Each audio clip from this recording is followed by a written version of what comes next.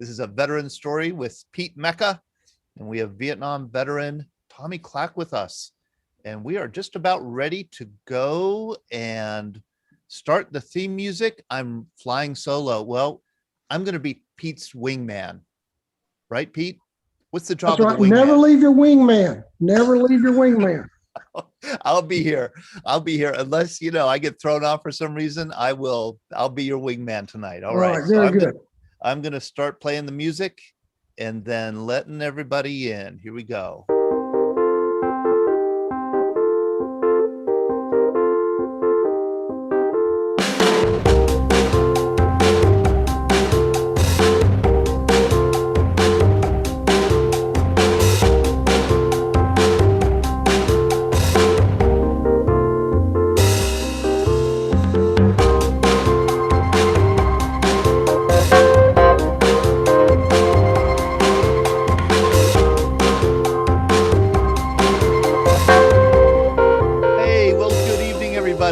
And welcome to the VBC's A Veteran Story with Pete Mecca. I am not Pete Mecca, and you could tell that because I have some of this on my head. Rub it in, Todd. Just rub it in.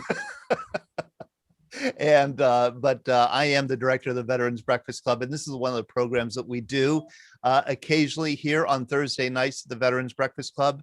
And tonight, Pete, you have a wonderful guest, Vietnam veteran Tommy Clack. We're so grateful, Tommy, that you're joining us tonight. But I want to let people know that we do these online programs regularly. Monday night, we'll be back for the Army birthday and Flag Day at 7 p.m. with some Army veterans sharing their stories. Tuesday night, we're having Woody Williams, the only surviving recipient of the Medal of Honor from World War II on. Wow. And we've got some big stuff coming up. So thank you for joining us tonight. And I'm going to be Pete's wingman, and I'm going to be supporting him here because Ellie is not here to engineer this program. So I'm going to do my darndest, Pete, to make you look good. And if you want to put anything in the chat, I'll be responding. I'll be monitoring the Facebook, and raise your hand if you want to ask a question or make a comment. Would love to have you. This is going to be just hearing these two men talk before we went live was I could tell. Okay, there's going to be, these are two firecrackers here with us. Thank you guys very much. Pete, it's all yours. All right, thank you, Ty. Well, good evening, America. I am Pete Mecca, your host for A Veteran Story on the veteransbreakfastclub.org. My good friend and Vietnam brother, Captain Tommy Clack, is my very special guest tonight. I ask that you listen to every word of my introduction, not only to learn the cost of freedom, but why Captain Clack is one of the most recognized Vietnam veterans in America. Tommy was on his second tour of Vietnam, calling in artillery support during a major firefight near the village of Ap Duc on May 29th, 1969, when tragedy struck. A landmine detonated beneath Tommy and deprived him of his right shoulder and arm and both legs above the knee. He had a loss of hearing, suffered massive internal injuries, and his right eyeball lay on his right cheek. The soldiers who treated Tommy on the ground all prayed that he would go ahead and die due to the extent of his injuries. On the medevac chopper, a medic found no pulse and covered Tommy with a rain poncho. Arriving at the 12th evac MASH unit at Chu Chi, Tommy was laid in the line of other dead soldiers. The only good thing the explosion did that night was cauterize his wounds. A surgeon, having saved what lives he could in the trauma room, came outside to check the dead. He uncovered Tommy first and saw something that made him believe that Tommy was still alive. And he yelled out, "Get this man into the trauma room now." Years later, Tommy and the surgeon both agreed that God had his hands in the deal. Thus began a 22-month ordeal, 20 of those months at the VA hospital in Atlanta, Georgia. From May of 1969 to October of the same year, Tommy survived on life support. His world at 6'2" and 190 pounds had shrunk to 55 pounds of flesh and bone. Tommy was always placed in D ward, the D meaning death. He was not expected to live. But God had other plans for Captain Tommy Clack. The tubes came out in October. He learned to sit up. He learned to crawl. He learned his center of gravity and sat in his first wheelchair in January of 1970. After 33 operations, Tommy walked out of the VA hospital. He said, "That's right. I walked out of the hospital. I was walking artificial legs weighing 20 pounds apiece, but by God, I did walk out of that place." Tommy's injuries would eventually reject the artificial limbs, and a wheelchair would generate his mobility for the rest of his life. But ladies and gentlemen, make no mistake about it, Captain Tommy Clack still is and always will be walking tall. Tommy, my friend, welcome to the program. Pete, we thank you for this opportunity and appreciate what you do for America and getting these stories out. And I'd just like to share with your audience about the first time you and I met. You don't remember this, I'm sure, but we both were at a conference together, didn't know each other in probably 25 years ago. And we're sitting out there waiting for this conference to open up, and Pete's over there reading the newspaper. And I noticed that he was in the obituary section. And honest to God, folks, out loud, Pete said, "I can't believe people die in alphabetical order." Okay. And here we are dealing with Pete Mecca, the premier radio book author, the whole bit, smiling, no hair, doing a great job for America. But that's a joke, folks. I just wanted to lighten the thing up a bit. Okay. Folks, I have a feeling this is going to be one hell of a program. Yep. All right, Tommy, let's start at the very I first. told you guys. I told you guys. Tommy, tell us a little bit about where you're born and raised, your father's service to the country, your childhood, and I want you to tell the folks about a paper you wrote for your 8th grade history class entitled, "This Is My War." Well, I'm one of those of our generation. I'm 74 years of age, born in 47. I was fortunate to have a World War II dad. Dad was at Pearl Harbor when it got hit December 7th of 41, and went through the South Pacific with the 25th Infantry Division, and came home, was stationed at Fort Mac, and had me and 2 of my sisters, and went back to Korea. He actually got injured in 1952 in Korea, and actually spent over a year at what was then known as the Atlanta VA, the old 48th, over on Oglethorpe University property. Oh.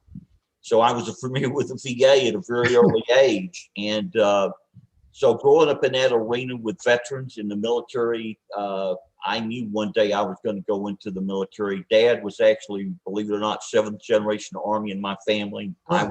I was 8th generation. My son was 9th generation, but in the 8th grade, and that was 59. Vietnam veteran. Pardon me? And 7th generation Army. I couldn't hear that. Somebody was saying something. But anyways, that was 59-60, and military history had always been a hobby of mine growing up, and believe it or not, even back then, we knew a lot was going on in Southeast Asia. Didn't know a lot about Vietnam, but when we started seeing people going over there, I actually wrote this paper in the 8th grade that this was going to be my generation's war, and I just knew that was the direction I was going in. But I am one of those, I tell everybody, I'm blessed I grew up with a World War II dad and mom. Dad used a belt on my gluteus maximus, as all of us did growing up. And mom built bombers up at what is now called Marietta, Lockheed, the Bell bomber plant at that point. So I grew up around a lot of great people, uncles, aunts, and everybody that served in World War II. And I think our generation benefited from being around that great group of people. Yeah, the greatest generation. We'll never see their likes again. Amen, sir. Yeah. Tell us about your journey from high school to college to the Army to your first tour in Vietnam and your second tour in Vietnam and that fateful day on May 29th, 1969? Well, as I said, graduated from high school in '65, and like all of us back in the '60s, we had a lot of great opportunities. I grew up in scouting, so that was my outdoor outlet in terms of the way I was raised, and I was fortunate enough that God granted me certain abilities in track and field, and University of Houston offered me a track scholarship, and I went out there to run track and field for them. And even at that point, that was '65, there was a growing anti-Vietnam sentiment. And I'm one of those that dropped out of college and volunteered for the Army, got my wishes, went through basic advanced training, ended up going through artillery OCS. I actually asked for artillery. I like to play around with big explosives, firecrackers, whatever. And so my Army career was going to be my chosen profession in the artillery. And in Vietnam, all of us that had the opportunity to serve with America's finest sons and daughters over there, those that were the nurses and all those that, others that helped us. I think we had a unique blend of society in terms of what Vietnam was back then, and it helped us all as a team survive what we did. And in my unit, I actually got to serve with the 25th. My dad served with in World War II. Wow. A great blessing for me. I served with the Wolfhounds, Charlie Company 2nd and 27th Infantry, as a forward observer. And that day, May 29, '69, we had this firefight near Atduck, which is near the Cambodian border. And, we were moving towards this village, and my initial medical reports had me at being hit by an RPG. We later found out through going through the reunions that through Doc Turner, who was the doctor, got to me, and John Quintrell, who was one of the sergeants, that I had actually stepped on this mine that they thought was a 155 round, and that was the extent of the explosion. So I was conscious for a few minutes after being hit. It was aware that this was going on.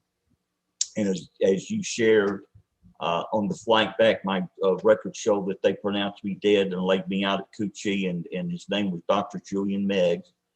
Came out of the 12th Evac Hospital, walking this line. He did not know why he went to my poncho and lifted it up, but honest to God, God sent him to that spot. There's no doubt in my mind about that. I grew up a Christian. I have no problem saying I'm still a Christian, and thus began my road in terms of moving forward.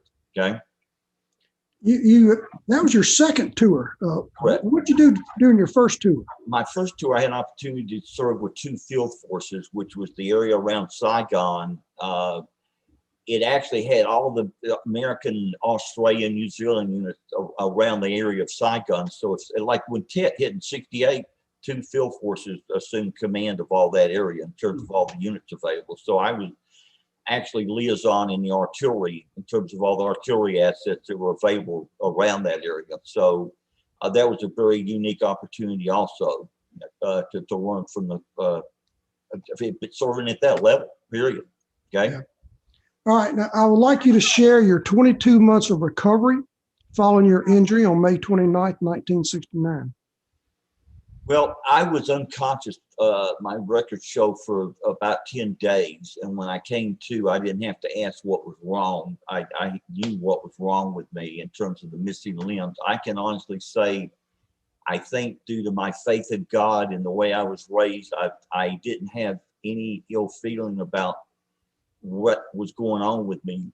I knew that I was in really serious condition because of all the tubes that were going in me and in out of me. And it was a process of moving forward to the VA. So I went from Cu Chi, Vietnam, to 106 in Japan, to Travis Air Force Base in California, to an air base in Illinois, and then to Fort Gordon, Augusta, which is where the Army kept me until they transferred me to the VA. And the reason back then, the reason we left the military hospitals to go to the VA, the military had stabilized you at that point to go to the VA. And that's not that case now. The military and VA interact together. So they stabilized me. And as you said, I was not expected to live. My records show that. And people laugh at this all the time, but my faith in God allowed me to move forward. I just knew that I was going to survive this. And my mom made a very profound statement when she first saw me, when she came to Fort Gordon, Augusta. She actually told the doctor if there was anything wrong with my brain, that I was going to make it, but if there was something wrong with my brain, to let me go ahead and die. Okay, that's my mom. All right, I understood what she meant by that, and through the support of all the way moving through into the VA, the Atlanta VA had just opened up in '68, so I was one of the first patients there in '69, and it became the Southeastern Center for amputees from the Vietnam War. We had well over 200 guys go through that facility missing limbs. So Wow. we had our own unique little bond with each other and still stay in touch with each other. In fact, I still organize reunions of us about every 10 years. We get together, those of us that are still here. So it was I actually lived in the Atlanta VA till March of '71. So I went through those surgeries, putting me back together. And when you think about it, 22 months in the hospital, 33 surgeries, I never got to recover from the surgery until I had to have another one. So that was the reason for the longevity. Okay. Wow. The doctors did a great job on me and put me back together. And, here I am. I remember you told me that with all the complaints these days about the VA, when you were in the VA hospital, there were a lot of World War II people, veterans and nurses and doctors there, and you had no complaints whatsoever about their Our saving grace. Our generation was taken care of by our moms and dad's generation. That's not the case today. There's fewer veterans employed in the VA than there were back then. So that made a big difference. They adopted us like their sons, and and bought pizza and beer on the weekend. Little things like that. So it was a good family atmosphere. We were blessed. Now, Senator Max Cleland was also a triple amputee. I know that you were friends with Max. Was he at the VA hospital the same time you were? No, Max never went through the VA. He went through Walter Reed.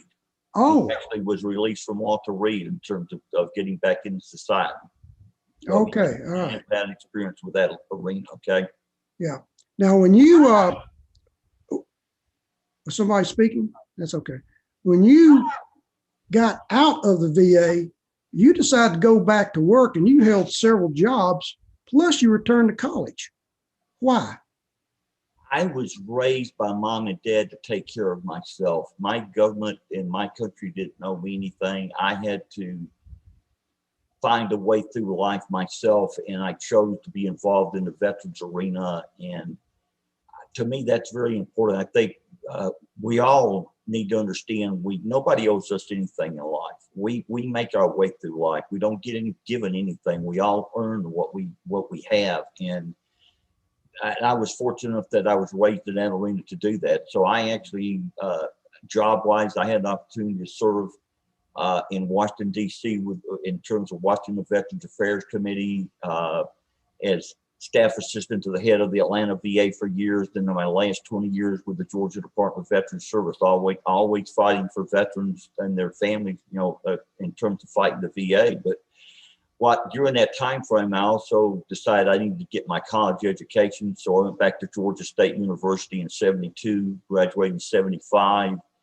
That was a unique experience then, because the SDS was on campuses, the Students for a Democratic Society, and they made it known they did not like us veterans of the Vietnam War or anything like that. So that's where I think I cut my teeth on standing up for who we are as a generation in terms of what we accomplished and why we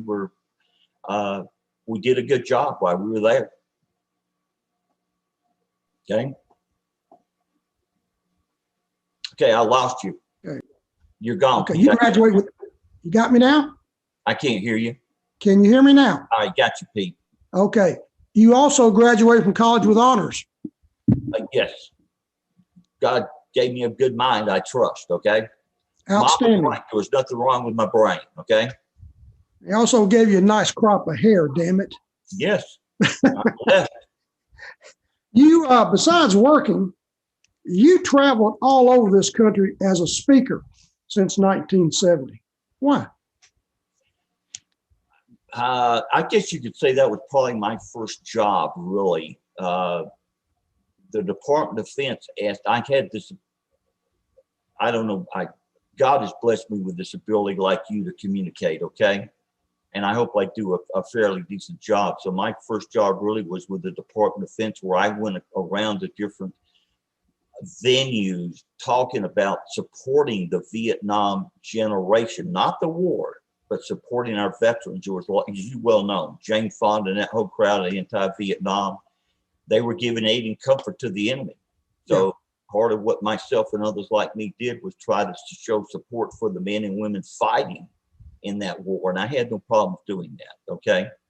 So that opened up the door, and it just spread. I still, even today, it's like Memorial Day weekend. I had 2 churches on Sunday and a ceremony on Monday. So God blesses me with these opportunities to speak. And to me, it's important that you and I, you're doing the same thing, Pete. Todd's doing it with what his program accomplishes. We're giving a voice to the other part of America that nobody's listening to now.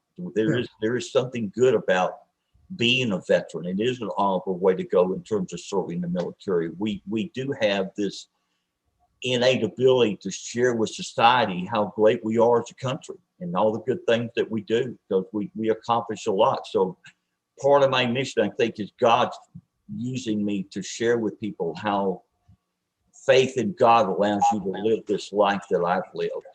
Where if you did, I don't think if I didn't have that faith, I wouldn't be where I am in life. But it also gives me the opportunity to share with people that you can make your own way in this life. You can do anything you decide you want to do. If you just decide you want to go through it, you deal with the pain and you push on. So speaking is my way of still serving my country. There's a lot of great things still going on with America today. Okay. Yes, sir. Yes, sir. Very good words, Mr. Clack. You've also volunteered for several projects and still do. What projects have you been associated with, and why? Well, I think if I had one message to get across to anybody, besides earning your way through life, you got to give back to life more than you take from it. And being a volunteer means you do that. And even while I was in the hospital, I joined there was a group back then called the Jaycees, which was a young men's organization. You joined at 18, they kicked you out at 36. And I joined the DeKalb County Jaycees, which was where the Atlanta VA hospital is located, DeKalb County, Decatur, Georgia, and rose through the ranks. I actually served as state president of Georgia in 1977, 78. I got kicked out in 1983 at 36. And at that point, I helped found a group in Georgia called the Georgia Veterans Leadership Program. Every state had a veterans leadership program under the Reagan administration, and we were all Vietnam veterans at that point. And what we did was we helped fellow veterans, for example, Dr. Michael Mescon with Kennesaw and Georgia State ran a 13 session course on how to start your own business, and it was open for free to Vietnam veterans. And then we helped them with SBA loans and helped them get started in the business. So we did a lot of good with that organization. Okay. And I guess my major volunteer effort, and I don't know, I think I know why I did it, but even while I was in the hospital, I joined as an associate member of the National League of Families of POWMIA. My dad always instilled in me that you don't leave your soldiers behind. And unfortunately, every war that happens, whether we like it or not. So I've been involved with the National League since the 1970s in the Georgia Committee for POWMIA, and we owe those families their accountability. You just recently had Colonel Pat Blassie on, and Michael Blassie and the Tomb of the Unknown. She's one of those families that we veterans need to be supporting in terms of accountability, getting everybody accounted for, not just Vietnam, but Korea and World War II. So all these volunteer efforts help us move forward in terms of what we do. And that to me is very important. Then in 98, an opportunity to be part of what we now call the Walk of Heroes Memorial in Conyers. A World War II veteran envisioned that idea, and I had the opportunity to join him and got involved with that. We built a very nice memorial out there. So we all volunteer as we go through life. And I think if I get something across to your audience, that no matter what age we are, there's somebody out there that needs our brain power and our manpower in terms of making things happen. So we volunteer to give more to life than we take from it. Okay. Absolutely. You enjoy hunting, fishing. You fish either year round. In 2015, you went to Africa on a hunting trip. Yep. Why is that important to you, Tommy? As I said, I was raised in the outdoors, scouting. My whole family grew up in the outdoors. We're not trophy hunters. You know, we put food on the table and still do today. At deer hunting, we got deer meat to eat. We go fishing, we got fish to eat, catch and release what we don't need to eat. And that to me is a very important aspect of staying who I am and how I was raised. That shooting and hunting and fishing year round allows me to still be the Tommy that I grew up as, enjoying the outdoors. And that's my way of getting away from society. Like when we do that, I don't have to, I leave the cell phone at home. Okay. So nobody can find me. And, you know, that's important as we go through life. And I was blessed in 2015. I had an opportunity to go to Namibia, Africa. That's the country on the west side of the old Southwest Africa. And it was not a trophy hunt. It was a government cull and harvest hunt. I actually took 10 what we call hoofed animals, antlered animals, over 12 days. And to me, that was an unbelievable experience to be in that. We see all these movies of Africa, and you think you've got tens of thousands of animals that you can shoot. It ain't that way.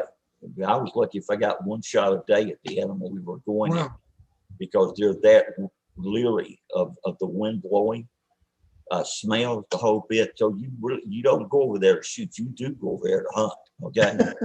I mean, that's a given. So that was a great opportunity to do something I would never get to do again in my life. Okay. Yeah.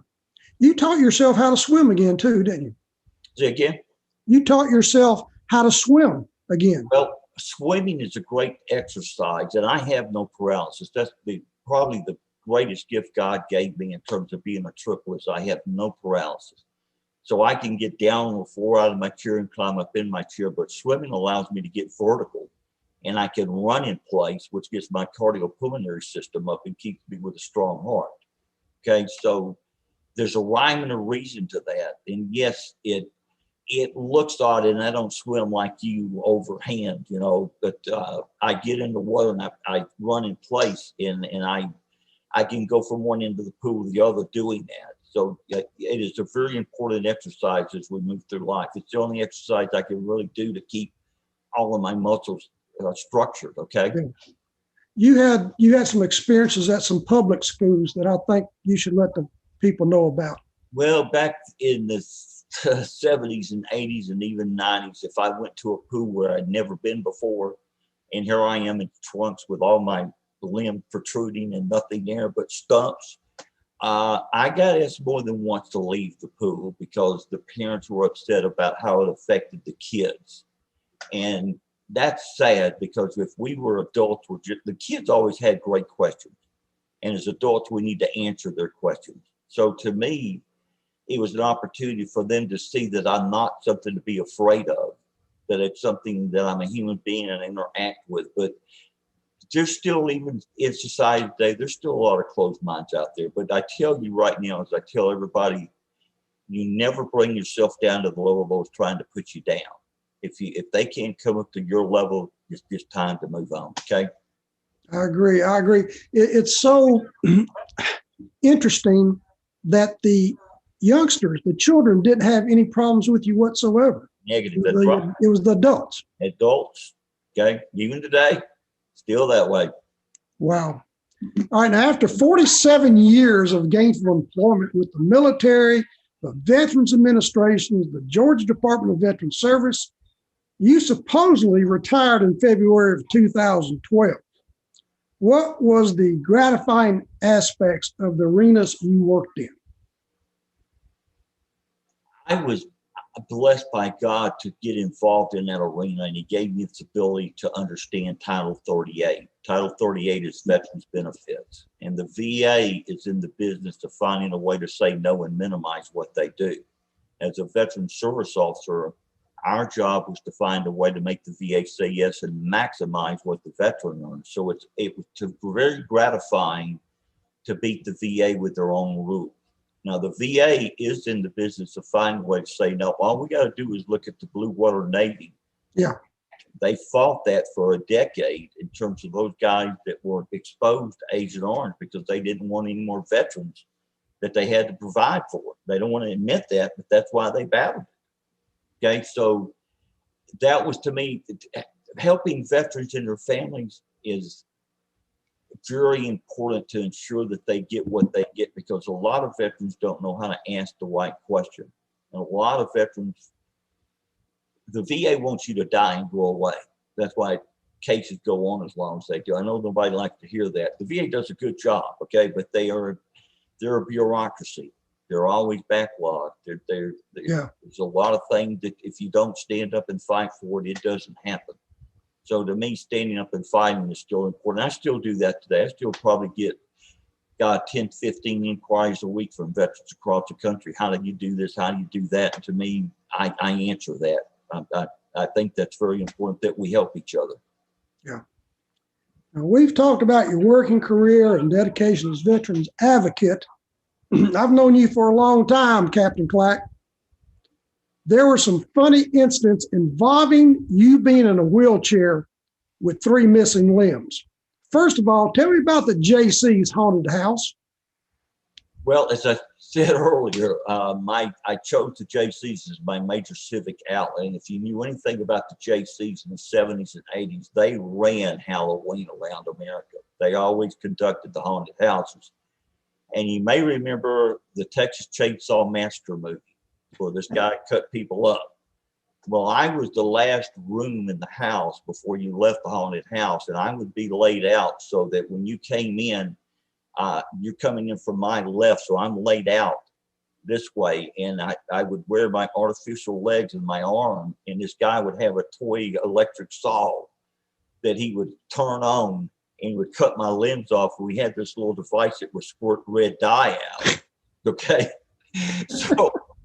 so we was cutting my limbs off and throwing them at the audience, and people actually fainted from this. You gotta laugh. You gotta have fun with yourself in life, folks. Okay, and I was a prime prop. I mean, think about it. I'm missing the limb. We cut them off. We scared the hell out of the audience. So yeah, that was a lot of fun. I really enjoyed that, folks. Okay. Tommy, I'm going to interject. I'm going to interject and just say I thought I had heard it all. I think that takes the cake. Gotta have fun, buddy. You haven't heard anything yet. All right, Tommy, here we go, buddy. You took a trip with the Jaycees to Jekyll Island, Georgia. Tell us about your trip to Jekyll Island. Well, the Jaycees in Georgia held their state convention at Jekyll every May. And we always stayed in the same hotel right on the beach. And if you know anything about Jekyll and the Atlantic Ocean between Jekyll Island, Georgia and Jacksonville, Florida, is where several species come every April and May and have their baby sharks. And these baby sharks can be a foot long with a mouth that's an inch wide. But in 75 Jaws came out. Remember Jaws? Oh, yeah. Okay, so I came up with this idea that we'll go down to the beach. The tide goes out. We put me on a lawn chair. The tide comes in and the water comes up to about my neck. And when the water's up, we had these balloons full of red dye. And we burst these balloons and they dragged me out of the water shouting, "Shark, shark," and I'm missing my limb. Okay. It created a hell of a disturbance. And I actually was confronted by the Georgia Highway Patrol down there because they had jurisdiction about whether I created a disturbance and could I be arrested for doing that. And I ended up not being arrested, and everybody had a good laugh when they realized it wasn't for real. But it was, it was a great, I still laugh at that. It was a lot of fun, folks. Okay. Got to have fun. Okay. All right, Todd, what do you think about that one? Yeah. Oh my, talk about an ability to laugh at yourself and to make something, make boy, to make prop. Yep. Okay. So I tell everybody, you don't ever forget because you can't forget the color socks I wear. Okay. You and I have been on stage many times together. We made presentations together. We've been at certain events together, and for some reason, all the good-looking women are around you. Why is that? Because I have hair and you don't. All right, good answer. Okay. You have organized and erected many memorials to honor veterans and their families. Tell us about them and why is that important? That is something that every one of us veterans can do in our community. And for me, it's important that we ensure that society doesn't forget the price of freedom. And I think I learned that from my being around my dad in Fort Mac and the other guys, because they always honored Memorial Day in an appropriate manner, and July 4th and Veterans Day and whatever. But I had the honor of putting together some great teams, and it's always a team effort. Okay, we actually put a memorial up in Decatur High School, where I graduated from, and we found 28 Decatur graduates that had died from World War I to Vietnam. And that memorial sits on the entry to the library still today. Okay. Wow. The other one that we got and did was DeKalb County, my county. Got with the Historical Society, and I did the research, and we found 106 Georgians, DeKalb County, who had died in Vietnam. So we put up a bronze plaque inside the Historical Society, honoring those 106 DeKalb County guys that had died. And I think the biggest one is Georgia has the only complex in America down at the state capitol in front of what we call the Twin Towers, where there is a memorial to World War I, II, Korea, Vietnam, the Persian Gulf, and the Global War on Terror. And I had the honor as president of our Georgia Veterans Leadership Program. Then we're the ones that did the research, raised the money, and got those memorials dedicated down there. And those memorials have 11,420 names on them of Georgians who died from World War I through this current war. And the reason that's important is we're putting a name with a statistic.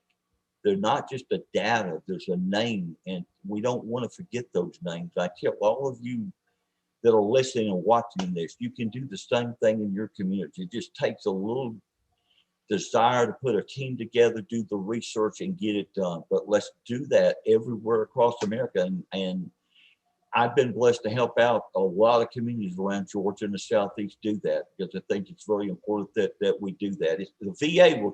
The VA professionals will tell us veterans, you need to forget those that died while you were there. Now that's BS. The reason we don't want to forget that is they were a human being. They have a name. They had a family. They're not just a piece of data. That's why we do these memorials, is to share with future generations they can see a name within a piece of data. Okay, that's why. Outstanding. You are known for your leadership role in establishing the $2.8 million Walk of Heroes Veterans War Memorial in Rockdale County, Georgia. You resigned as president in July of 2020. Tell us about this memorial and why you left. Well, I shared earlier that was one of the endeavors I got involved in '98 when it first started, and I rose up through the chairs and actually served as its president for the last 10 years before I resigned. But it is a $2.8 million memorial over 4 acres. It's 1,200 feet long. It's a very unique concept.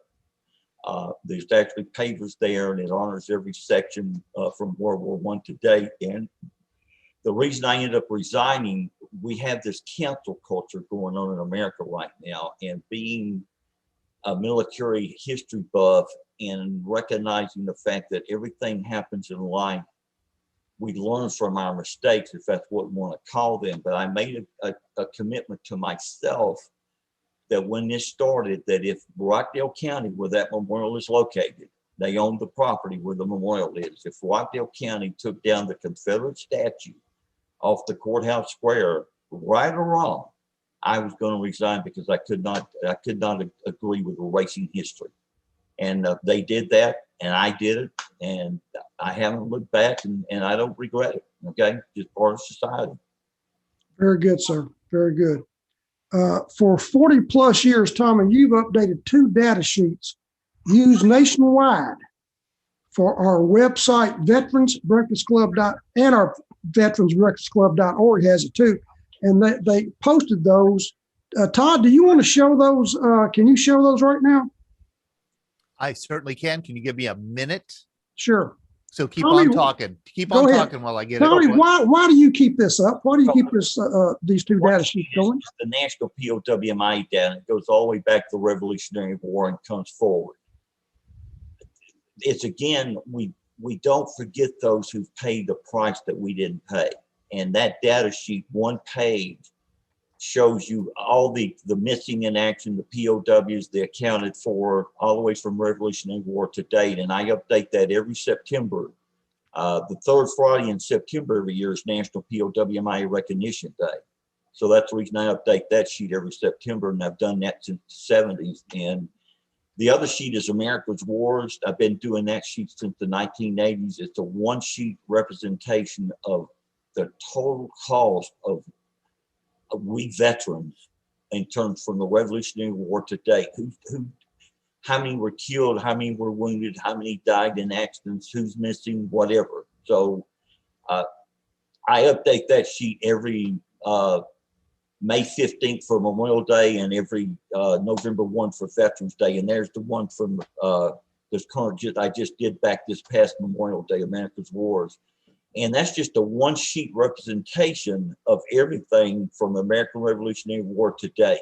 And wow. Anybody can take that sheet and use I'm blessed that my contacts in DOD, Department of Defense, helped me put that data together as well as the VA and Georgia Department of Veterans Service. So that's accurate data right there in terms of what it's cost to be a free country. Freedom is not free. It's right there, folks. Yeah, Absolutely. Right there in one page. And people can go to veteransbreakfastclub.org and go to our blog, and we have it posted right there at the top. You'll see it, and you can click it and download it. Absolutely. Right. Outstanding, Tommy. Outstanding. All right, you're supposedly retired again. What are you doing with your time, Tommy? Well, we're still blessed that God gives these speaking opportunities to me now. Society's opened back up in terms of less fear in Georgia. We've been blessed not to be as restrictive as the rest of the country anyways. And when I left the Walk of Heroes, I got involved with the Georgia Military Veterans Hall of Fame. And I helped them raise their funds beside inducting Georgians into the Hall of Fame. We also give scholarship to JROTC cadets to go to ROTC college programs with the idea of becoming military personnel. So to me, that's a very important outlet. We're training the future leaders of the country. And I have the opportunity to work with Colonel Rick White, who is a retired Army, and Colonel Paul Longdrill, who is well known from the Battle of Long Bay. Yeah. In terms of being a captain with that Special Forces team. So I'm working with some really great people. And the other volunteer effort I do right now is Children Without Beds. There is believe it or not, probably across America, but here in Metro Atlanta, I found this group because I had, in helping veterans, I found out some guys did not have beds in their houses. And I could not fathom that. And Children Without Beds puts free beds in homes where there are no beds for those adults and children that need beds. So between these 2 groups, I keep myself very involved with everything else I'm doing, besides being involved in grandkids' life and, church and the whole bit. So I'm blessed that I wake up and I move forward every day. God is good to me. And you were inducted into the Georgia Military Veterans Hall of Fame. Back in 2013, I was honored to be so. Okay, not so sure I belong there, but I consider that a great honor. Yes, sir. And both the president and founder of that organization, I did both their stories, wrote both their stories. Oh, awesome. 2 remarkable gentlemen. Yes, sir. They are. Yeah, two remarkable gentlemen. Tommy, in several circles, you are recognized as having coined the phrase, freedom isn't free. Tell us how that came about. I'm sorry, I missed that one, T. Say that again. You are recognized as having coined the phrase, freedom isn't free. Yes. Tell us how that came about. Well, back when I was in the VA hospital, I wasn't one of those to sit around. When we weren't in rehab or doing something, I was always doing some kind of art project. And the VA had an art contest. And I was blessed that I won that art contest in March of 1970. I drew a picture out with an eagle, like it was coming in landing with its wings out and its talons out in front of it. And its beak was a ribbon flowing in the wind. And on one side was freedom is not free, John 15:13. And then the talons was the U.S. Constitution. And that picture won that art contest. And over the years, I've always used freedom is not free in my speeches, but it became popular and is well used since Desert Shield, Desert Storm. So now everybody uses freedom is not free. And I think that's important because freedom is not free, okay? I don't know if There has been. I don't know if I'm really the one that coined it or not, but it goes back to 1970 when I designed that, okay? And John 15:13. Absolutely. Is Jesus is predicting his own death. No greater love hath a man but to lay down his life for his friend. That's what our military does for us. Absolutely. Tommy, I've known you for a long time, and you have always rejected the idea that you are a hero. Why? Well, first of all, I am no hero. I am a human being who God has allowed to live 74 plus years. And on May 29 of this year was my 56th anniversary of living a different life, but still living life. And I think all of us that go through life have a unique tale. The heroes to me are those on any memorial that are KIA and are still MIA. Okay. Those are the ones that are really here. The POWs to me had it a lot worse than I had it. Okay.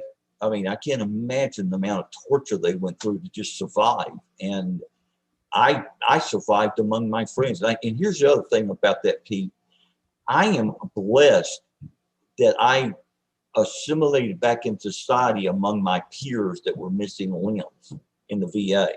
So we gave each other support. So I didn't have to deal with a lot of anti-Vietnam crap that was going on, although we dealt with it, but not as much as the rest of the guys did. So we're all heroes in our own way, but we're not heroes, folks. We just get out and do our job and then we move on, okay?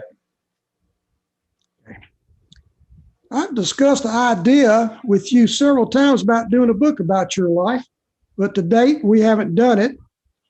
And I was wanted to call it Captain Tommy Clack, but you had another title you wanted to use. What was it? Well, first of all, I don't think a book about me is even in the echelon of anything else that's going on in society. There are many hundreds of thousands of stories out there of people who succeed in life. And I think I have succeeded in life. I don't toot my horn, but I think I've done that in my life. But if we were going to do that, I think the title should be 3 down and 1 to go. 3 limbs missing, 1 left. All right, 3 down, 1 to go. Okay. And a good brain. No, we're not going to get there. I don't think that's the necessary thing to do in life. Okay. I got you. You have any advice to offer us tonight? Again, if you're listening to this or watching this, think about the idea that no matter what age we're at, we still have a lot to do for society in this country. There's a lot going on out there that we can impact in a positive manner just by being a volunteer and by being present and not being ashamed to be in America, not be ashamed to be a Christian. Be vocal and stand up for what you believe in. That would be my advice. And if you're a veteran and you haven't filed for what your VA benefits are, file for those benefits. You earned them. Nothing is free. You earned it. Besides that, somewhere down the road, it may benefit your surviving spouse. So it's not just about you. It's about your family. So that would be my advice to anybody. Okay. Yeah. I just got my sister extra $1,300 from the VA in her assisted living facility because she was married to a veteran. and And people don't know that. and she earned it. And she earned it. There are so many things that people have not earned. All right, Tommy, I'll tell you what. Dave, if you want to open up the program to some questions, I'm sure there's some questions out there. Yeah, I thought I would do that. Open it up to questions. And before we get to them, right before we go to Mary Klepper first, Oops.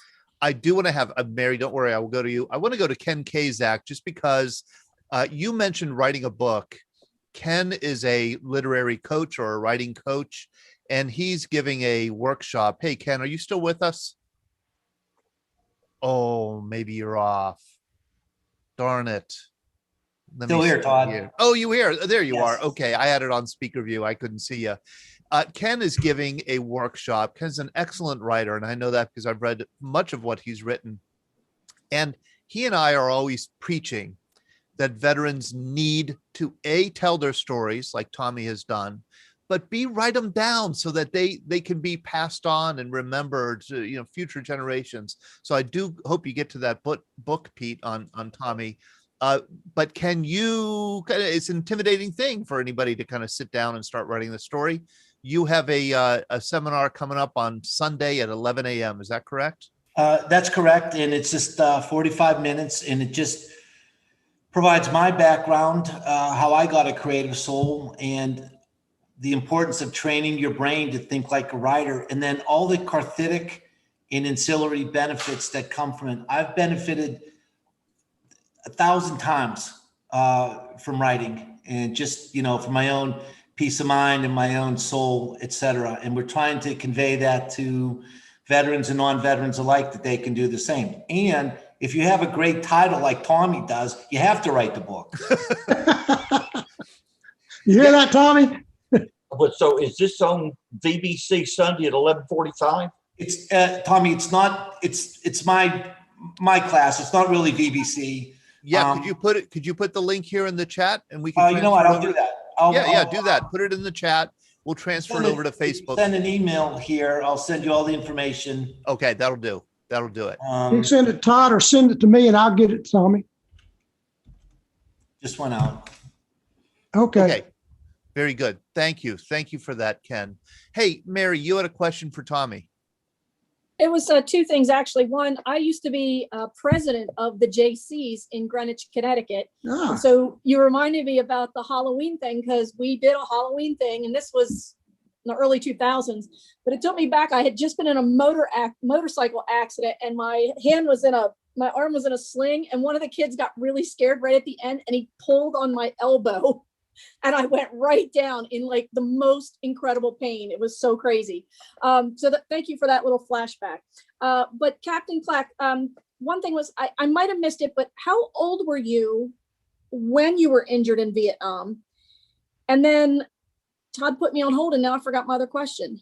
So while you answer that, I'll see if I can come up with my other question. Dang it, Todd! That's what happens when you get old, Mary. It's terrible. 22 years old. How You old? what, Tommy? I was 22 years old. 22. Okay, Tommy, I have a question Wow. for you. You talked about your parents. What did your parents have to say? What did they think? What did they go through Yeah. as you were, hanging on to life, and then you come to and you're a different man in a different world? Well, my dad was a very stoic World War II man. My dad never told me he loved me his whole life until he died October 1 of 86, holding my hand in the Atlanta VA. And he told me with his dying breath, he loved me. So that's the dad I grew up with. And when he saw me, he just simply said, "Son, you'll solve it. Get up and get moving." He did. That's my dad. All right.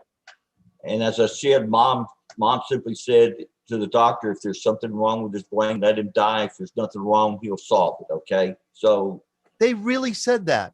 yeah, that's my parents. What Okay? strong people they were. That's amazing. But they were That is strong amazing. for you. They were strong for you. That's it, Mary. They were Yeah. strong. That's Exactly. They it. were probably, I would think they were dying inside, but they were That's being it. strong for you. Yeah. Absolutely. I mean, I'm not even a parent, and I think that. Yeah. Absolutely. Understood. Yeah, I remembered my other thing. I was dying when you were talking about the shark and the Halloween thing. But it did remind me, my friend Michael, his mother's my friend. He lost both his legs in Afghanistan. And when he came out, they came out here to visit me because he was in Walter Reed. And he was so funny because I was teasing him about something one day, and at the ball game, an Orioles game, he took off one of his legs and whacked me with it. And I realized that's the humor to be normal, treat me like everybody else. And Exactly. yeah. And I think you're right. The children don't mind. They're going to ask questions and be curious, but I think it's the adults. It makes us uncomfortable, I think, when All the time. yeah. So All good the for time. you. I like being on the elevator with the parents and the kids, and the kid looks over and says, "How do you go to the bathroom?" Yeah, right. They You know, have the most innocent I look at the questions. parent and I say, "Do I answer that?" Okay. Right. But they have the good questions that make Absolutely. you feel like, Yeah. whatever, because, yeah. Well, You good don't for you. judge I the question not asked. Okay. right. This was, the word enjoyable sounds weird to say, but this was very enjoyable. Thank you very much. Well, thank you. I thank Pete and Todd for arranging this. Okay. Oh, God, thank Pete, but forget Todd. Yeah. Any more questions out there? I have Mark. As Pat Blassie. Yeah, Pat Blassie is with us. Pat Patricia Blassie is with Blassie. us. But Mark has a question. Hey, Mark. Okay. I don't, more of a statement, Todd, than a question. My God, what an uplifting story, Tommy. Captain Clack. I should How about call Tom? you. I'm an old grunt from Vietnam, so I know I should call you Captain. But you know the story that you tell about social rent, paying back what you need to give back to society rather than taking more of it out.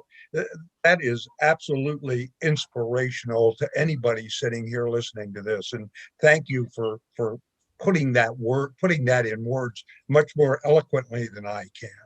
Thank you, sir. Thank you for your service, guy. You too, sir. Okay. I have a question. Anybody else? Yeah, I do. I have another question. You were wounded your second tour. Correct. What made you do that second tour? All of us in the military, if you're going to be, if that's your chosen profession, that's where you go. So, I mean, if it had been a third tour, so be it. But I think there are a lot of Vietnam generation warriors that put more than 2 and 3 and 4 tours over there. We just don't know who they are. Right. Okay. I mean, Todd, there was a waiting list among officers to go to Vietnam. I did not know that one. Yeah, at certain time toward the end there wasn't, but during the war there was a waiting list of officers that trying to get to Vietnam. You had trouble getting to Vietnam. Well, see, that's the mistake we made in Vietnam. Officers were rotated every 6 months. That's correct. You're in the boonies. You're just learning how to stay alive after 6 months. Okay? Right. And I was fortunate that our battalion CO had the wisdom enough to keep us where we wanted to stay. Yeah. To me, part of our mission in our job is to accomplish the mission assigned to us, but also to bring everybody back home alive. Right. Okay. I mean, I think that's part of being a leader. Okay. You get your people home safely. Absolutely. So, Tom, when you were in the Army, this was a career for you. You saw yourself doing 20 plus years. Absolutely. I would like to think that. Right. With my mouth, that probably would not have happened. Okay. we were vocal. Okay. Still are. All of us. Yep. Todd, can you get Patricia Blassie on? I could ask if Patricia Blassie wants to speak up. She is on. She is unmuted. She Yes, is a yes, I'm shy, muted. recluse person. Hey, Patricia, how are you? I'm good. I would put my video on, but I'm not exactly. My hair is crazy, but it'll be all right. But well, my thought was, well, I'll go ahead and do it anyway. So my thought was, What's wrong with your hair? oh, nothing. It's Looks just. like a lion. I know. I took it down, and it's. But my thought was, as I was listening to Tommy, and I came in a little bit late, but Tommy and I go back a long ways. When I first met him, we were doing POW and MIA ceremonies, at Dobbins Air Reserve Base. And Tommy was so involved in that. And I always wondered, well, what was this all about? Because my brother had never been brought home, and it was just all wrong, right? So a lot wrong with the war, a lot wrong with what happened, but a lot of good that has come from that. I got it. But I remember my father saying something to me, and I've told Tommy this, and I hope you don't mind, Tommy. Go ahead. He told me that I'd rather Michael not come home if he came home injured. And then I met Tommy Clack, and I was like, my father was so wrong, because I was like, look at this person who does so much, who has accomplished so much, has strength of mind, is just a person of character and who looks to the Lord for his strength and then just moves forward every day. And it was a lesson. And I just share that with you, because there are some things that are wrong with what people say. And my Yes. father was wrong. My father was wrong about a few other things too. But he never had the opportunity to meet you, Tommy. But we have had that opportunity. And my life has been enhanced by you. I just try to compete with you, girl. Oh, okay. I'm going off camera now. Good to see you, You look a lot Patricia. better than me. You know what, Patricia, though, I've heard that so many times, and actually from World War II veterans too, that when they left, the one thing they didn't want to happen, they didn't care if they were killed overseas, they didn't want to come back maimed. That was the idea. And I think that is what makes Tommy Clack a hero, because you endured what so many people fear. We would rather die than have to face the challenges of a life that is going to be radically different from what we know. You're entering the unknown, as heroes do, and you somehow entered the unknown with courage and with confidence, and are able to come back to us like a place like this in Zoom and tell us about it, and kind of demonstrate how we all can go to those, dark, scary places and make it. We can make it. That is all faith in God. Okay. If wherever I am, it's his blessing. Okay. Yes. That Yes. that was very well put, Todd. Thank you for that. Okay, I'll mute myself now because I said something good. No, Don't No, want to screw it up. that was wonderful. And, some folks on tonight may not know Patricia Blassie's story, but her brother was buried at the Tomb of the Unknown, and they didn't find out until about 30 years later. She was my first guest. Great story, Patricia. I'm glad you could join us tonight. Oh, thank you. Thank you so much for having me, and for your support, Pete, for Tommy over the years, your support. And I mean, there's so much out there that we can't get through these very tough things. I was listening to something today, who would we ask how to do this? Tommy, who did you ask? How am I going to get through this? Yeah. With Good question. one limb. And then for us as a family, who would we call, about someone else's a family member in the Tomb of the Unknowns? How do you do that? It does come back to an inner strength and faith in God. And so thank you for that reminder, Tommy. That is one thing that our generation Vietnam has done for this country. Besides accomplishing the mission assigned to us in Vietnam, we didn't lose that war, politics did. But we have showed society how to go forth and be citizens with all the anti-crap that was going on. And we've shown this younger generation how to live life after injuries. I mean, I think that's a blessing. Besides that, the POWMI issue, the Vietnam generation made that a reality. Okay. No other generation did that. So it's our generation, your generation too, Pat, Pete, all of us. We've made an impact on society. And I think that's a blessing. Very good. Well, Very good. it's fullest possible accounting, and the Vietnam veterans also have demanded how we treat veterans from now on. We will never do that to any veteran again. So the two things that I always take away from the Vietnam veterans and the strength of your service and what you've done. So, And Patricia Blassie, Colonel Blassie, I want to tell you one thing. The next time you complain about that beautiful head of hair of yours, you take a look at my hairline, okay? I wasn't going to say anything, Peter. What happened? Well, I got a haircut, that's all. He made it a ski slope for the flies. Very good. I see a lot of chat out there, Todd. Are there any more questions from anyone? Yeah, there is. Good. Have you struggled, Tommy, with PTSD? I am blessed. No. I think we all have PTSD to a certain arena. I am very hyper vigilant with my grandkids and society. It's like in a restaurant, I actually sit so I can watch the door. I'm not ashamed to admit that.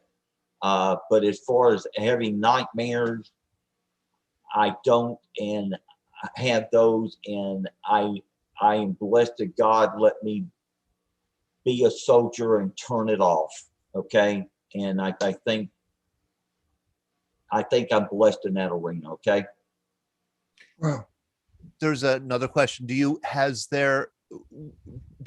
you had reunions with people you served with when you got hit? Our company, the company I serve, Charlie Company, 2nd and 27th Wolfhound. In fact, we'll be together in July. We get together every 2 years. It'll be our 8th reunion. So we've been getting together a little over 16 years now. And by the blessing of Sergeant John Quintrell, who was 2nd platoon sergeant in that company, he has found literally 180 of the guys that served with Charlie Company. And we are a company. We don't go to the 25th or the 27th. We are a group of guys who serve together and still communicate with each other. I think that's a very important blessing.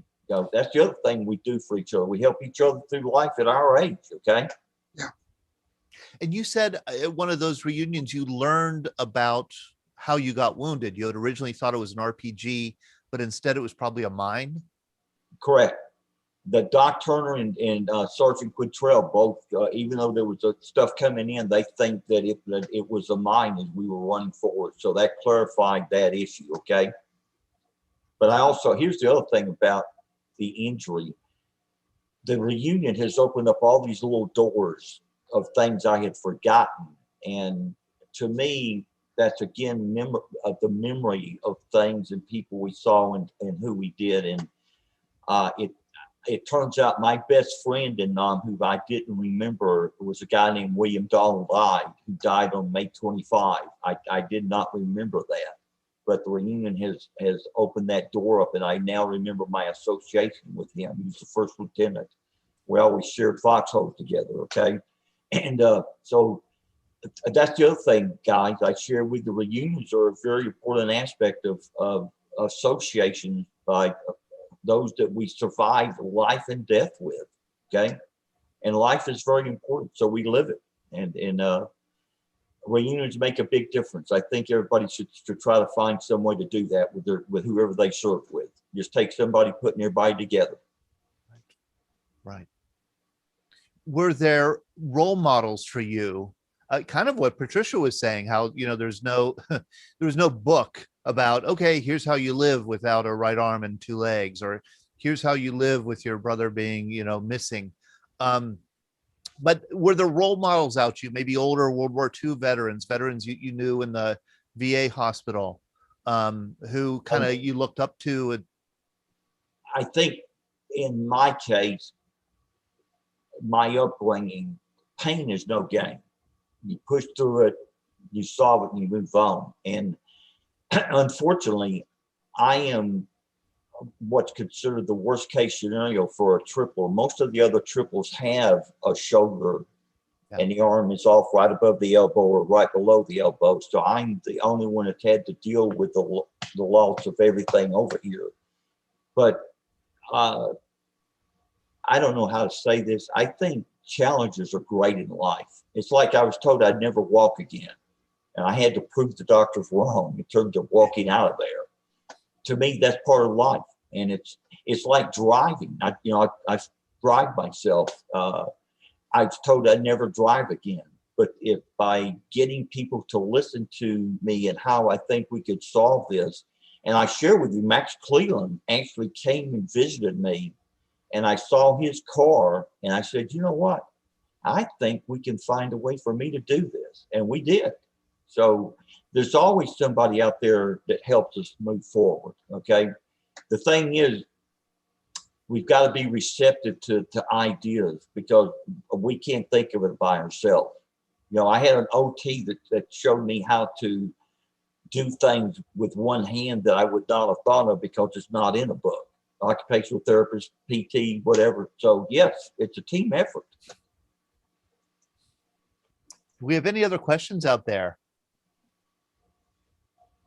Something people are curious about? I'll tell you, let me mention this episode, Tommy. I don't know if I ever told you this, but my lovely departed wife and I were at the, what they call it, the outpost? No, the whistle post in Conyers one evening. And we were in the parking lot, and who comes by? Tommy Clack. And my wife said, oh, there's Tommy. And we waved at you as you drove by, and you waved back. And my wife said, how in the hell is a car driving by itself? I don't know if I ever told you that, Tommy. Yeah. The left hand's free. Yeah. Any more questions, Todd? I have actually questions about just what your Vietnam experience was like before you got wounded. I mean, you were there for how many months? Were 16 months? Total, yes. But Vietnam, I think all of us have a unique perspective depending on what our MOS was, our job was. And here I am, an artillery guy assigned to an infantry unit. So I basically was not part of the ingrained family. I was an outsider. Right. Okay? And I was blessed that, again, Sergeant Quattrell and 2nd Platoon were more open to me, and I associated with them. But, you know, all of us have a unique job in being a forward observer and calling in artillery and communicating with the air asset. I have a different perspective than a regular grunt carrying a rifle, or even an infantry platoon leader who's got to assimilate all these men. All I got to worry about is getting artillery on the point I think it needs to be on. So we all have this different. Vietnam was tough on all of us, whether we want to admit it or not. I mean, you could go days with no contact, and all of a sudden all hell breaks loose, and they hit you for 30 minutes and you're gone again. I mean, that was the type of war it was. Set piece battles like World War II and Korea were not the thing over the North. So that idea of hunt and destroy was a constant maneuver. And I think that's why we were always out in the boonies, out in the jungles moving. Having grown up in scouting and hunting and fishing, I think I had a major asset that others that didn't grow up in that arena, because I knew how to survive in the outdoors. So it has made a difference in my mentality. Just little things like that. You know, you'll laugh at this, but I had my parents send me peanut butter. Peanut butter is a great protein, okay, and you can use it on everything. So, you know, a little Kool-Aid to put in our water to kill the taste of the halazone tablets, which killed all the germs. I mean, little things like that you don't think about. But, you know, the Air Force guys with Pete had a different perspective than we did. That's right. So, I mean, Vietnam has 2.8 million stories of all the guys that served in Southeast Asia. And you're right, they need to put it down in either a story that y'all do, or I think the National Archives got its Veterans History Project, there's a lot of outlets out there where they need to put it down so future people can know what they did. And more important than that, to leave a legacy for the family. Okay. Yes. Grandkids, you know. Amen. Absolutely. Amen. You arrived in Vietnam just after Tet or before Tet? Tet was, it was October 68 when I went back. So Tet was over pretty much by then. Okay. Yeah. Okay. But when did you first arrive in country for your first tour? 67. 67. 67, came home, went back in October 68. Yeah. And this is sorry, I'm sorry to belabor this point, but I actually don't talk to that many veterans who do their tour, come back home, and then go back for a second tour. I haven't talked to that many.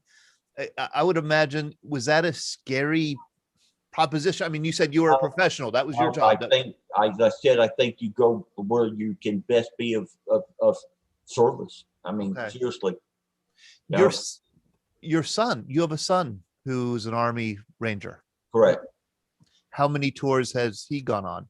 Well, he was, as I said, he was in 4 tours in Iraq and 5 in Afghanistan. He actually had 1,180 days in combat as a Ranger. 1,188 days as a Ranger. Yes. 9 tours. So, but to understand, the Rangers have 3 battalions, 1st, 2nd, and 3rd. So they're in country 4 months, rotate, then their own refit, and then their own what they call the green ramp, where they can be activated for the world. So they're always constantly rotating all 3 battalions every 4 months over. So all 3 of the battalions encompass a year over there. Okay. So all these young guys went through that. One of Adam's sergeants actually had 16 tours. You know, that's just hard to imagine. It's impossible to imagine. But think about it. Our Delta Force does that all the time. The SEALs do that all the time. I mean, we are blessed that we've got this special, unique group of Americans who can handle that and deal with it and go off and do that. Okay. But if I had one thing to say to the younger generation, if you want to choose that arena, don't get married. Don't put your wife and kids through that. That okay? was my next, that was, yeah. Exactly. You know, that's not fair to them. And that may be why the divorce rate's so high among special ops. Okay. Yeah. They're just never home.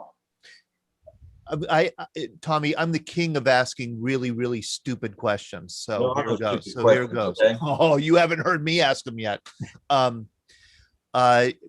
Did you, in the darkest recesses of your mind, did you worry that the same thing would happen to your son that happened to you? Absolutely.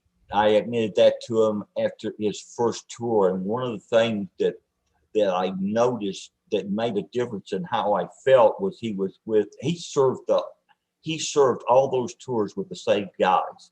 There was no rotation. Either they got killed or wounded, or they were together. So they had each other's back. They knew how each other fought. They still run around together today. That was the uniqueness of that war. Not Vietnam rotating every 12 months, 13 months, whatever. Right. But one of the things that made me feel comfortable, and you're going to laugh at this, but in Vietnam, our radios, what they called them the PRC 25, PRC 25, personal radio communications. It had a whip antenna that went up in the air 15 feet. So when you pop that antenna up, you became the focal point of income. Right. But their radios only had this little 2-inch little thing on the backpack because it was wrapped around their throat. And I told that when he came home his first tour, I lost my fear of him getting hurt because I knew he couldn't be seen. That little antenna was not poking up in the air. You laugh at that, but just little things like that. I knew he was with a good group. And in his case, no news was good news. We didn't hear about anything while he was over there. As long as I didn't get a phone call, everything was cool. Okay. Did you have any advice for him when he went on his first tour, especially? I actually told him to do what he had to do to stay alive and keep his men alive. And if you got to break the rules of engagement to do that, do so, and we'll deal with imprisonment later. Okay? The rules of engagement get people killed in war. Yes, sir. Okay?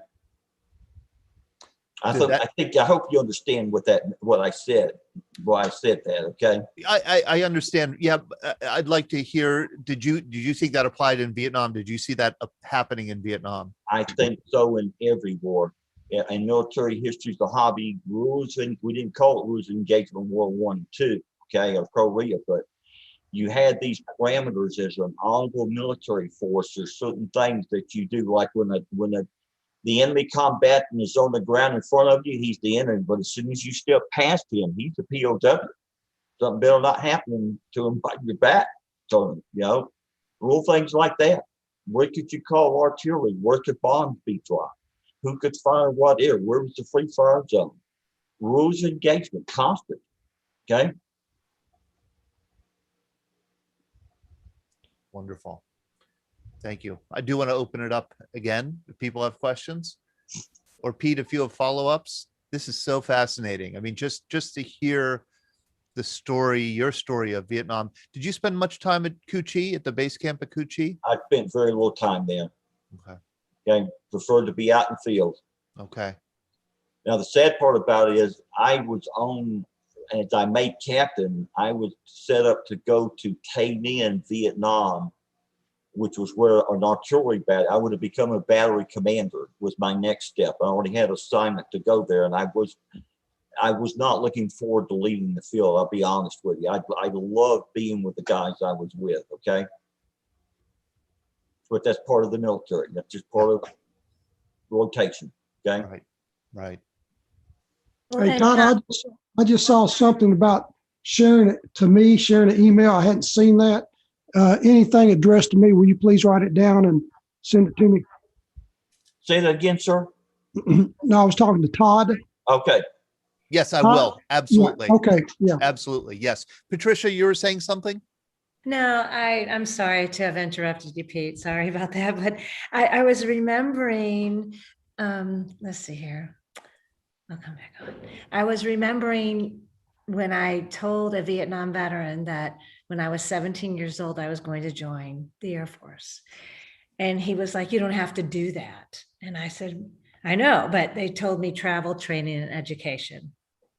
And that was my ticket out of St. Louis, and I had no other direction or discipline. So, but he said, okay, he said, just remember, they own your body, but they don't own your mind. And I never forgot that. And to Tommy's point, when you're in the field, I can't even imagine, I was support. I was never operational. With whatever Michael was doing, in the air, what Tommy was doing on the ground, Pete, what you were doing in intelligence, and all of those facets. I can't even imagine, if we had not been able to have thought and to take action, because I'll tell you what, when I think about what our government was doing, when I think about, we weren't told that my brother was, and many others were flying into Cambodia. And so all these things were going on and everybody else is fighting this war, but we have humans and very important people on the ground, seeing what they need to do and taking action. So I agree with, your advice and counsel to your son, Tommy, I so respect. So anyway, for what it's worth. Very nice, Patricia. Stay alive. That's your number one job, is stay alive. Well, see, that's the other part of Vietnam where I was. I could actually look across the Song Badong River and see Cambodia and see the NVA camps on the other side, and we couldn't touch them. Yeah. But they could fire at us all the time they wanted to. Rules of engagement. But the American soldier is very unique in what they can do. Sometimes when we captured enemy rockets, they may not get turned in. And at nighttime, their own stuff was falling on them. Okay. Get my gist? Yeah. What you got to do, This is so great. Thank you, Tommy, so much. Pete, I don't know if you have anything else you want to add before we wrap it up for this evening. Question for you, Todd. Todd, come back on. Yes. Are those all history books behind you? Yes, they are. Yes, they are history books behind me, and a couple of them are written by Pete Mecca. Okay, I can't see all the titles. All right. Okay, let me tell you about a few of them, because you can go to veteransbreakfastclub.org and order them from the Veterans Book Club. All right. Thank you, Tommy, for that beautiful segue. Well, you paid me. Go ahead. We have here a signed copy of Edison 64. Thomas Alva Edison High School in Philadelphia suffered 64 of their graduates dying in the Vietnam War. Richard Sand wrote the book on them, and he sent the Veterans Breakfast Club a bunch of copies. You can have that. We have The Depths of Hell, which is a wonderful, oh boy, you've got a beautifully written for somebody whose English is not their first language. This is Michael Doe. This is the story of his 10 years in a Vietnam re-education camp after the fall of Saigon. He was an ARVN officer. Wow. Same with The Last Prisoner. He was in a re-education camp for 17 years. Who is this? This is Dai Giao Pham. He was an ARVN officer. He also worked in the U.S. Embassy in Saigon. He was taken prisoner after the fall of Saigon, and he spent 17 years in re-education camps, and was finally released and made it to the United States. Absolutely. I think I can't believe how beautiful it's beautifully written. And I'm going to tell you this, and this is just an aside, because as I was reading it, this is what I was thinking. One of my favorite writers is Joseph Conrad. Yes. Heart of Darkness. Yes. Who wrote Heart of Darkness. English was not his native language. He was Polish, and he writes beautifully, but he's aware of words that a native English speaker just wouldn't be aware of, because we're so used to using the words that we already use. Whereas somebody who's learning the languages, is kind of seeing words that we don't see because we substitute them. And that's how this is written, like unusual word choice that actually is a very good word choice and evocative. I'm a writer, so I like that kind of stuff. And then we have copies of Kaiten. I highly recommend this. This is about the Japanese suicide submarine program in World War II. Mike Mayer, I just talked to him today. He wrote this. And the beautiful thing about this is it gets you into the mind of the Japanese Kaiten pilots, which is what they were called.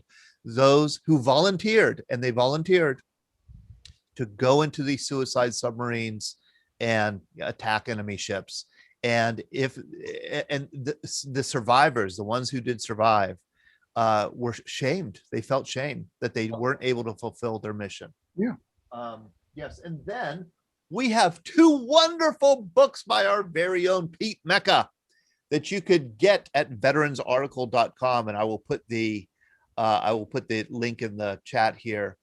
This is Veterans Stories from America's Best. And Tommy's stories in that book. Tommy's stories in there, along with maybe 50 others, maybe more than that. There are a lot of something like that. It's wonderful. And again, like written in a very different style than some of these other books, in a journalistic style, clear, direct, but inspirational. And then I love this one, Fights Like a Girl, which are stories of women in American military history, from history to the present. Two wonderful books, and I highly recommend that you read them. Before we sign off here, I'll put the links here in the chat, and then also on the Facebook side. Let me say something along that line. You just sparked a comment I like to leave everybody with. We actually have a sixth branch of the military, and that is the home front. Yes, not sir. The Army, the Marines, the Navy, the Air Force, Coast Guard, and now the Space Force. So we really have the home front. Nobody thinks about the spouses and the children and the relatives that have to stay at home, keep the fires burning, the bills paid, the grass cut, and everything moving while their loved one. And think about during this current war, the men and women that are married together that end up on tours together, and the kids have no parents at home anyway. I mean, America does not understand the cost of what it takes to be the country that we are, and it's being forgotten. So Todd and Pete, thank you for what you do to get these stories out there. I think it makes a difference. And it's a shame that every high school and Congress is not forced to watch what you do. Okay. Thank you, Tommy. You know that you certainly remember Gerald Hipps, Iwo Jima veteran Gerald Hipps. Yeah. Okay. His wife's story is in my second book. June Hipps tells her side of the story from the home front about a husband in World War II at Iwo Jima and then 2 sons in Vietnam. It's extraordinary, especially a lady, what they go through when their sons go off to war and they just don't know when that doorbell is going to ring. Exactly. Yeah. You know, we have one more question. Larry Kilmeyer, do you want to ask it out loud? You chatted it to me because I think it's a good one. I was surprised talking to a wounded. There you go. Yeah, here we go. Hi, Tom. Real quick, from the time you were wounded, how long did you stay on active duty until the Army just discharged you and then you had to get on with your life's work? I mean, was there a year, 2 years? Back then, the military kept you until you were stable. And that's the reason why I didn't get to the VA until October. So from May to October, I was actually in the military hospital domain. So as soon as they announced me stable, that's when I was discharged. And that's how I went back then. Okay, now at that point, do you start collecting your VA benefits, or how do you survive at that point? Well, you could choose to go military, retire, or VA. And back then, I don't even know the date. I think VA would still be higher today than retired military. So I chose VA. Thank you for your service. God bless you. Thank you for your service. Okay. Oh man, how great. Thank you so much, Tommy. Thank you, Mecca. Thanks to all of you who shared this wonderful conversation presentation tonight. I hope I'll see you on Monday night for our Army birthday, 246th birthday of the United States Army, and also Flag Day. And I'll add this, Flag Day has a special place in my heart because my hero growing up was my grandfather, Whitey Latusik, who is from an immigrant family. He didn't know his birthday. He chose Flag Day as his birthday. He was the most patriotic person I ever knew in my life. So take care, everyone. Have a good evening and good weekend. Take care. You too. Thank you. Thank you